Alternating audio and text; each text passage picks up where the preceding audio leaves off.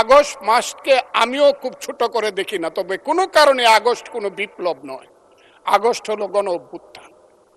সেই গণ অভ্যুত্থানকে যারা মুক্তিযুদ্ধ এবং মুক্তিযোদ্ধার সঙ্গে তুলনা করতে চায়, জুলাই যুদ্ধ এবং মুক্তিযুদ্ধ, তাদেরকে আমি বলবো, সবাইকে আমি বলবো, এই কথাটা বলাই অন্যায়। কারণ মুক্তিযুদ্ধ প্রশান্ত মহাসাগরের সঙ্গে ডুবার তুলনা করা যেমন, হিমালয় পর্বতের সঙ্গে টিলার তুলনা করা যেমন, মুক্তিযুদ্ধের সঙ্গে 5ই আগস্টের তুলনা করা ঠিক তেমনি।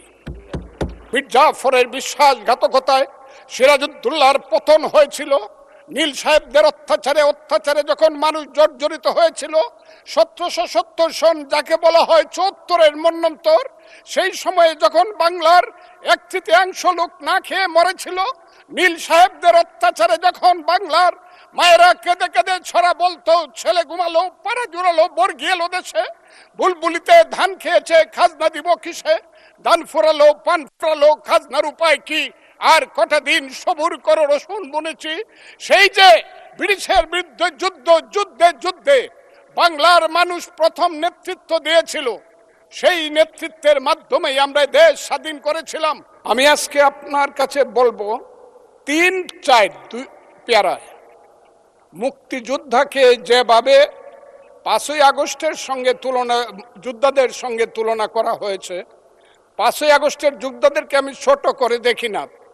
তাদের যারা শহীদ হয়েছে আমি তাদের প্রতি শ্রদ্ধা নিবেদন করি এবং তাদের আত্মার মাগফিরাত কামনা করি। শহীদ আমি ছিলাম 5ই আগস্টে, তার আগে 10 বছর যাবত, যেদিন থেকে আমি বলা শুরু করেছিলাম আওয়ামী লীগ একটি অভিশপ্ত রাজনৈতিক দল, সেই দিন থেকে 10টি বছর নিরন্তর আমি যুদ্ধ করেছি। আমি আমার যেদিন সর্বশেষ 28শে অক্টোবর নয়াপল্টনের মাঠ থেকে 10 লক্ষ লোকের মিছিলটাকে ফ্যাসিস্টরা ভেঙে দিল, অনেকেই জেলে চলে গেলেন, অনেকেই পলাতক ছিলেন, হাজার হাজার নেতা কর্মীর নামে যেদিন যুদ্ধ হলো, সেদিন আমি বললাম যে আমি সংসপ্তকের ভূমিকা পালন করব, জয় অথবা মৃত্যু। আমি হাসিনা সরকারের বিরুদ্ধে সবকিছু করব। স্ত্রীকে বললাম তুমি বিধবা হতে পারো, সন্তানদেরকে বললাম তোমরা এতিম হতে পারো, কিন্তু শেখ হাসিনা সরকারের পতন না হওয়া পর্যন্ত আমার যুদ্ধ চলবে। এবং আমি বোধহয় একমাত্র ব্যক্তি যে 4 আগস্ট দুপুর 1টার সময় বলেছিলাম যে আগামী 24 ঘন্টার মধ্যে শেখ হাসিনা চলে যাবে, কারণ তার সরকার উত্তর সিরানা হয়ে গেছে, এবং 23 ঘন্টার মধ্যে শেখ হাসিনার সরকার চলে গিয়েছিল। আমি সেই আন্দোলনে ছিলাম।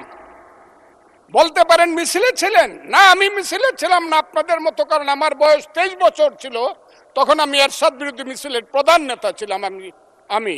কিন্তু এখন আমার বয়স 78 বছর, আমার ছেলে ব্যারিস্টার 5 বছর আগে, আমার ছেলে ইঞ্জিনিয়ার 10 বছর আগে, তারা 5 দিন পর্যন্ত বাসায় আসেনি, তারা মিছিলে গিয়েছিল, তারা কেউ বাসায় আসেনি। কাছেই আগস্ট মাসকে আমিও খুব ছোট করে দেখি না, তবে কোনো কারণে আগস্ট কোনো বিপ্লব নয়। আগস্ট হলো গণ অভ্যুত্থান। সেই গণ অভ্যুত্থানকে যারা মুক্তিযুদ্ধ এবং মুক্তিযোদ্ধার সঙ্গে তুলনা করতে চায়, জুলাই যুদ্ধ এবং মুক্তিযুদ্ধ, তাদেরকে আমি বলবো, সবাইকে আমি বলবো, এই কথাটা বলাই অন্যায়।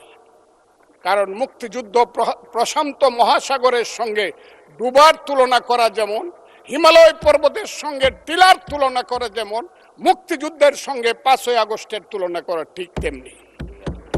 আমি আজকে খুব পরিষ্কারভাবে বলতে চাই, মুক্তিযুদ্ধ এবং স্বাধীনতা সংগ্রাম একদিনে বাঙালি জাতির হয় নাই।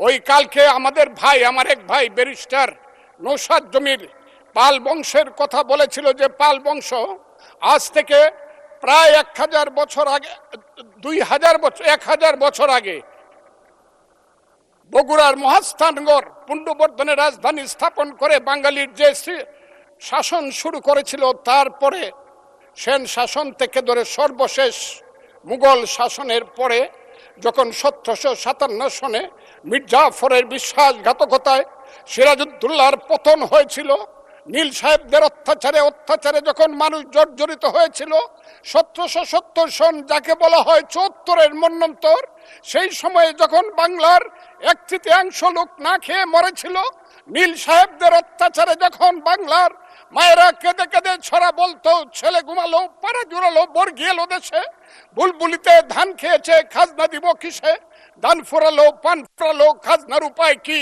আর কটা দিন সবুর করো রসুন বুনেছি। সেই যে ব্রিটিশের বিরুদ্ধে যুদ্ধে যুদ্ধে বাংলার মানুষ প্রথম নেতৃত্ব দিয়েছিল, সেই নেতৃত্বের মাধ্যমেই আমরা দেশ স্বাধীন করেছিলাম।